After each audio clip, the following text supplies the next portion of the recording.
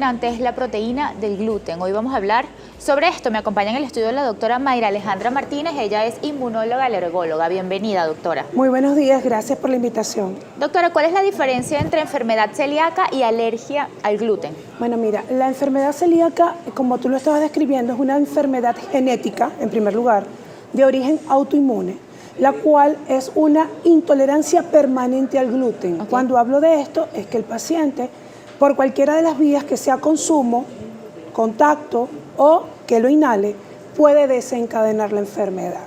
En cambio, la alergia es un mecanismo tipo 1, es decir, se presentan una serie de respuestas inmunológicas que relacionadas con estornudos, congestión nasal, prurito, urticaria, es decir, manifestaciones alérgicas.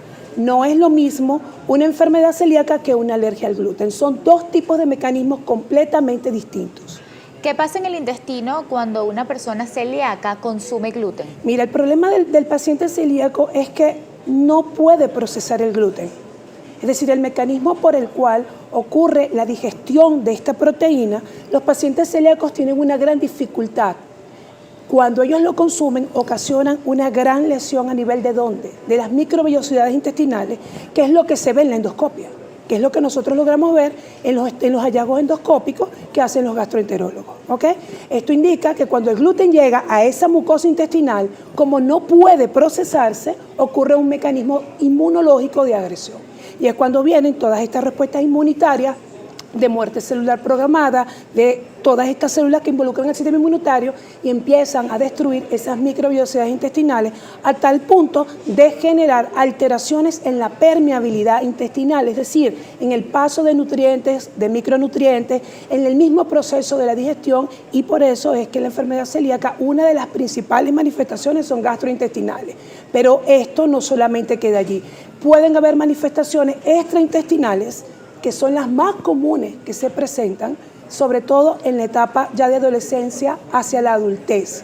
En la etapa infantil son más los cuadros gastrointestinales, de diarreas o patrón de estreñimiento. ¿Okay? Pero en la etapa adulta son las manifestaciones extraintestinales que acompañan a esto, dando lugar a todas las comorbilidades o las diferentes enfermedades autoinmunes que pueden coexistir con la celiaquía. ¿Cuáles son esas manifestaciones extraintestinales para saber los síntomas que pudieran indicarnos? Dolor articular. Puedes tener migrañas, puedes tener caída del cabello, puedes tener lesiones tipo herpéticas, que es la manifestación de la enfermedad celíaca en la piel, que se llama dermatitis herpetiforme. Puedes cursar con osteoporosis, puedes cursar con deficiencias a nivel o trastornos pulmonares, respiratorios, sistema nervioso central, de trastornos cognitivos, esclerosis sistémica. Puedes cursar con disminución en la concentración, déficit de atención, hiperactividad, es decir, está relacionado con muchas patologías o síntomas que muchas veces no le conseguimos cuál es el origen de tantas manifestaciones distintas, y el problema es que el paciente está genéticamente predispuesto y cada vez que se ponga en contacto con esta proteína va a desarrollar, según su sistema inmunológico, va a dar los síntomas que predominen. ¿Cuáles son las pruebas que ustedes, los inmunólogos alergólogos, realizan para diagnosticar la enfermedad celíaca? Bueno, mira, el manejo de la celiaquía es multidisciplinario, ¿ok? Un solo médico no puede estar al cargo del manejo de la enfermedad celíaca por precisamente todas las comorbilidades o los síntomas que pueden coexistir. Las pruebas de rigor sigue siendo el perfil celíaco, ¿ok? Cuyo descripción son anticuerpos que se forman en la sangre contra el consumo de gluten. Existen dos anticuerpos, que es la transglutaminasa tisular y la gliadina deaminada. Existen las pruebas genéticas que van de la mano, que es el HLA, DQ2 y DQ8, que son las pruebas de histocompatibilidad humana que dan el carácter genético a la enfermedad celíaca. ¿Okay? Aparte están las endoscopias, donde se estudia sobre todo la segunda porción del duodeno, donde vemos cómo están esas microvellosidades intestinales y si hay la presencia de los linfocitos intraepiteliales, que son los que dan el diagnóstico. ¿La alergia al gluten puede ser solo a un cereal, al trigo, por ejemplo? Porque hay gente que se quita el gluten completo de la dieta y resulta que quizás es solo alérgico al trigo o solo alérgico al centeno. Mira, el detalle de que si tú tienes ya una alergia al gluten como tal, es la proteína común a los cereales. Si tú vas a consumir centeno, si vas a consumir cebada, o vas a consumir trigo, como es la proteína común, cuando tú la ingieras vas a tener los síntomas. Ahora, si es una alergia sin gluten y está específicamente mediada a los otros cereales, habría que ver la respuesta inmunitaria, ¿ok? Pero el paciente inmediatamente que lo consuma va a tener síntomas de alergia. Eso es inmediatamente. Va a tener lagrimeo, congestión nasal, hiperactividad bronquial, reflujo. ¿Ok? Reflujo gastroesofágico, que es muy común, dolores articulares, o sea, la alergia con los cereales y cuando hay este mecanismo inmunomediado da muchísimos síntomas. Gracias, doctora. Vamos a hacer nuestra primera pausa. Hoy estamos hablando sobre la enfermedad celíaca, que me acompaña la doctora Mayra Alejandra Martínez. Ella es inmunóloga alergóloga. Usted puede hacer sus preguntas a través de nuestras redes sociales, AM por GB en Instagram. Ya volvemos.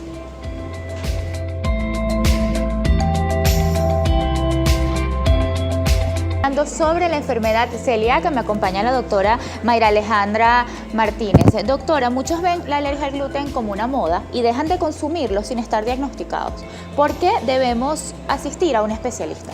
Mira, tú para ingresar en un régimen nutricional tienes que estar de la mano con el especialista en nutrición, porque muchas veces nos quitamos proteínas y no necesitamos quitarla de nuestra dieta, sino que arreglando las calorías y el consumo de ingesta podemos controlar peso. La moda del gluten se ha dado es porque esto del gluten tiene muchísimos mitos. Okay. ¿Ves? Tiene muchísimos mitos, que consumir gluten es malo, que consumir gluten acaba con la salud, pero es que está claro que eso es en individuos que están genéticamente predispuestos o que tienen una alergia o una sensibilidad, y que los alérgicos o sensibles por un tiempo determinado se les suspende y luego se les puede ingresar nuevamente el alimento de manera muy dirigida y que no tengan síntomas. Esto no ocurre con los celíacos. Más sin embargo, un celíaco, vamos a decir así, controlado, puede llegar a una ingesta mínima de 20 gramos de gluten. ¿Okay? Eso es para contrarrestar los efectos de la contaminación cruzada. Eso no significa que él va a comer gluten, sino sobre todo para hacer más llevadero este efecto de la contaminación cruzada y de lo limitado que es para un celíaco, porque ellos tienen que los utensilios estar aparte, no se puede cocinar donde cocinan otras proteínas que estén o sospechando de que tengan gluten, porque corremos el riesgo de la contaminación. ¿Ves? Pero en pacientes que no están predispuestos a quitar el gluten, hay que evaluarlo porque podría, en vez de ser un beneficio, ser perjudicial.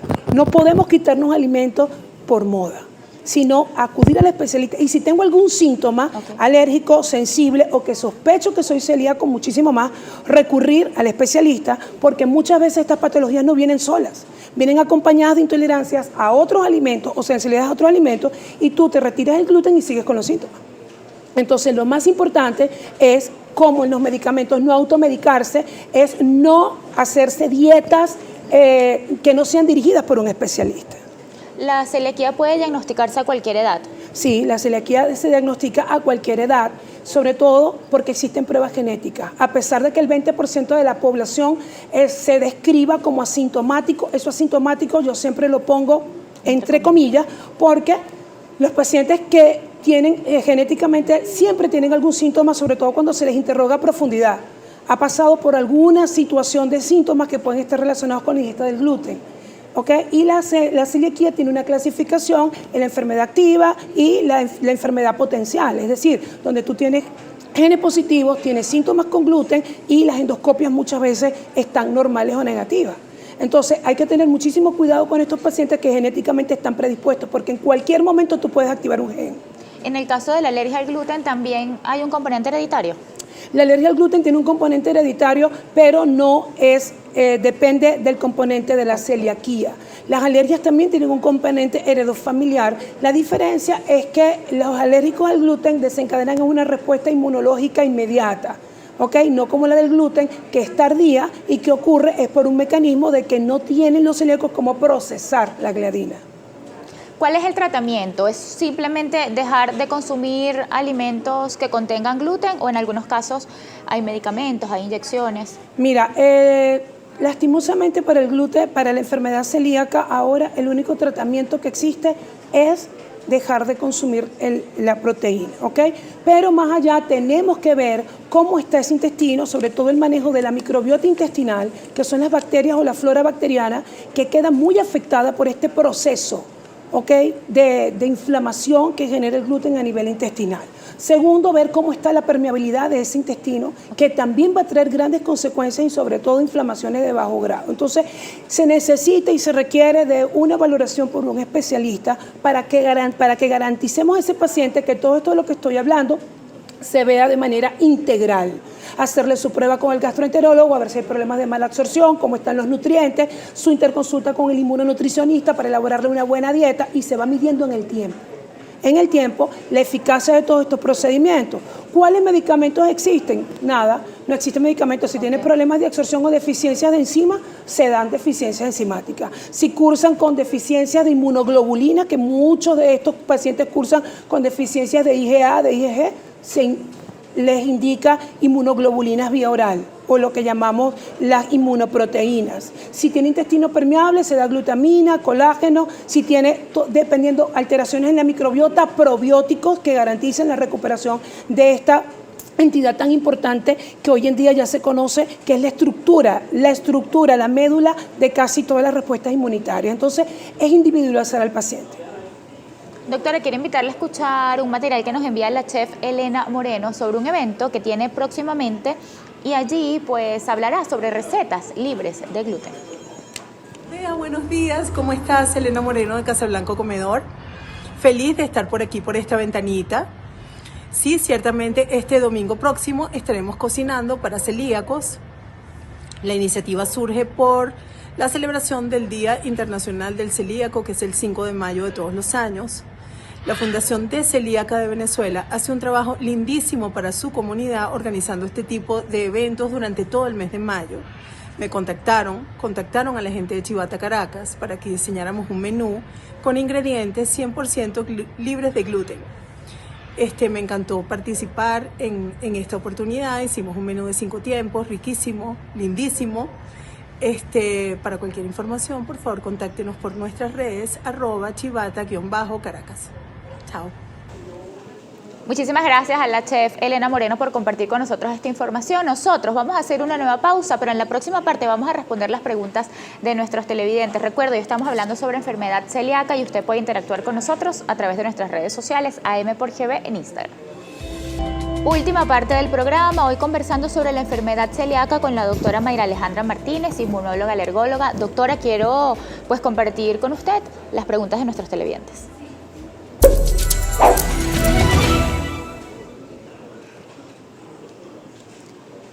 Nos escribe la señora Cecilia Carmen. ¿Las mujeres son más propensas a ser celíacas? Mira, lo que sucede es que las mujeres se preocupan más por su salud que los hombres, pero sí hay una tendencia de diagnóstico a que sean más las mujeres que los hombres en cuanto a la enfermedad celíaca, y el diagnóstico es más de enfermedades extraintestinales, es decir, artritis reumatoidea, psoriasis, lupus he tenido, ¿okay? Infertilidad, que he diagnosticado en el proceso de saber qué es lo que está pasando y por qué no mejora con los tratamientos convencionales. La población femenina está diagnosticada más que los hombres. También nos escribe Inversiones Alegría. Mi hija después del COVID quedó como una tos perruna que no se le quita. Estuvo en control con un gastro, pues tuvo reflujo y el médico dice que tiene ERG y también hiperactividad bronquial. Y en algunos episodios donde come cosas como tortas o se excede, tiene recaídas con esa tos. ¿Qué debo hacer? Si anteriormente esta niña no presentaba síntomas de reflujo ni síntomas de alergia, lo más probable es que el COVID haya ocasionado una alteración a nivel de la permeabilidad intestinal, lo que hace que los alimentos que consuma actualmente sean reconocidos de una manera distorsionada, cambiando los pH de las mucosas y trayendo como consecuencia reflujo como manifestación de intolerancia. ¿Ok? Si ya ella se percató de que existe un compromiso real con los alimentos, debe acudir al especialista. El gastroenterólogo ya diagnosticó que existe un dato clínico que es el reflujo gastroesofágico. Ahora hay que investigar cuál es la causa que desencadenó este problema. ¿Qué hizo el COVID en este intestino? Porque pueden haber fallas de alteración de la permeabilidad, fallas de la microbiota intestinal que haya hecho este virus y que el paciente ahora esté reconociendo de una manera distorsionada las respuestas a los alimentos. El señor Raimundo dice, diferencia entre la glucosa y huyen, por favor. La glucosa, Yo creo que el señor Raimundo nos debería volver a escribir porque yo tampoco lo entiendo. Entre la glucosa y huyen. no. Entre la glucosa y gluten, debe serlo. No, es que son dos cosas distintas. La glucosa es el azúcar y el gluten es la proteína que se encuentra en los cereales, principalmente en el trigo, en la cebada y en el centeno, y en la avena es la avelina. Doctora, ¿por qué es importante ante los primeros síntomas acudir al inmunólogo? ¿Cuál es la diferencia entre un diagnóstico a tiempo y un diagnóstico tardío? ¿Esta enfermedad puede desencadenar otras patologías? Bueno, como es una enfermedad autoinmune, puede generar o despertar otras enfermedades autoinmunes por la formación de otros autoanticuerpos donde los órganos se vean comprometidos por el consumo de gluten, ¿ok? Sobre todo cuando se forman estos anticuerpos antigliadina diaminada o tetraglutaminasa y viajan por el torrente sanguíneo y encuentran anclaje en sus receptores. Entonces puede coexistir con tiroiditis autoinmune, ¿ok? En las mujeres, con infertilidad, como te lo estaba hablando, ¿ok? Puede coexistir con lupus, puede coexistir con artritis reumatoidea, con fibrosis quística. Es decir, hay un arsenal, hay más de 300 patologías asociadas a la celiaquía, en diferentes esclerosis múltiple, déficit cognitivo, Alzheimer. Es decir, hay que tener muchísimo cuidado porque como enfermedad autoinmune puede desencadenar otras enfermedades autoinmunes. Nos escribe también el señor Jonathan Peña. ¿Las proteínas en polvo para hacer ejercicio hacen daño a los celíacos?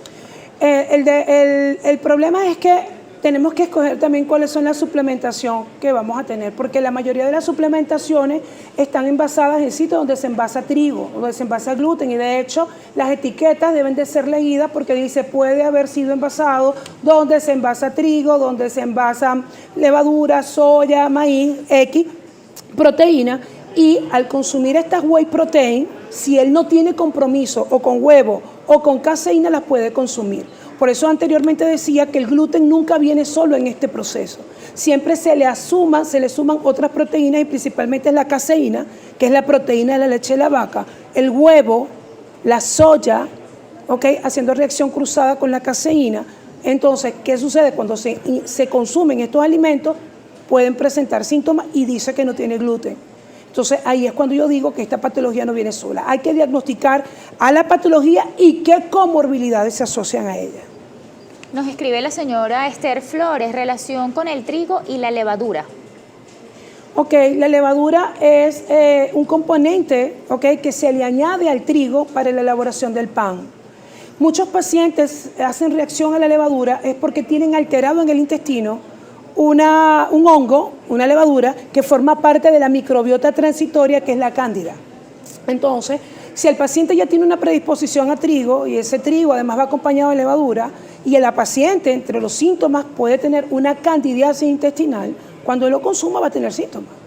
Por eso insisto que los pacientes son de manera individual porque no todo el mundo presenta lo mismo. Entonces hay que saber si es la levadura, si es el trigo, si es el preservante, si es el colorante, porque en cualquiera de estas rutas puede haber la falla o la intolerancia o la alergia o la sensibilidad. Doctora, ante un diagnóstico de enfermedad celíaca, el paciente pudiera sentir un poco de miedo. Quisiera que habláramos sobre si un paciente celíaco con la dieta adecuada puede disfrutar de una vida normal. Mira, normalmente, y te lo digo, y todos los que me estén viendo en Venezuela, que saben que trato esta condición desde hace más de 10 años y tengo una ardua experiencia en esto, saben que pueden llevar una vida completamente normal, reintegrarse como cualquier individuo a la sociedad, mucho más cuando todas estas condiciones que he ido narrando se controlan. Se controla el intestino permeable, se controlan las otras alergias, se controlan las otras sensibilidades, mejora la microbiota intestinal. Todo este proceso dominó, de efecto dominó de la inflamación, vuelve nuevamente a lo que uno llama inmunológicamente a la tolerancia inmunológica. Entonces se pueden enfrentar a una vida de una manera muy segura porque precisamente se trabaja es para que puedan soportar las cargas mínimas. Entonces, poder coexistir con las demás, ir a un restaurante, estar en un momento donde haya una contaminación leve y ellos lo puedan soportar. Una vida normal.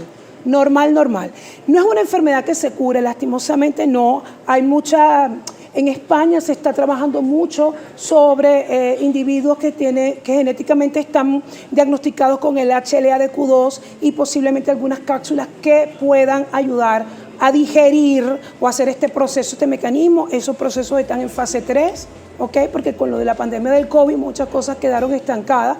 Pero se trabaja sobre la condición celíaca o la enfermedad celíaca porque está infradiagnosticada. Hay que pensar más en celiaquía porque nosotros tenemos bastantes pacientes celíacos en Venezuela. Gracias, doctora, por acompañarnos esta mañana. Por favor, redes sociales y puntos de contacto. Ok, mis redes sociales me pueden seguir como @DRA Mayra Martínez y trabajo en 2 unidades, unidad médica doctora Mayra Martínez, ubicada en el edificio Centro Caracas en San Bernardino, y en Unidit, en el edificio Torre La Primera, en la urbanización Campo Alegre, en Chacao. Para citas a través de los teléfonos del 0414-376-5408 o 0424-285-9313. Gracias nuevamente por su compañía. Hoy conversamos con la doctora Mayra Alejandra Martínez, inmunóloga alergóloga, sobre la enfermedad celíaca. A usted, gracias por su sintonía y por interactuar con nosotros. Recuerde que tenemos una cita este viernes a las 9:30 de la mañana.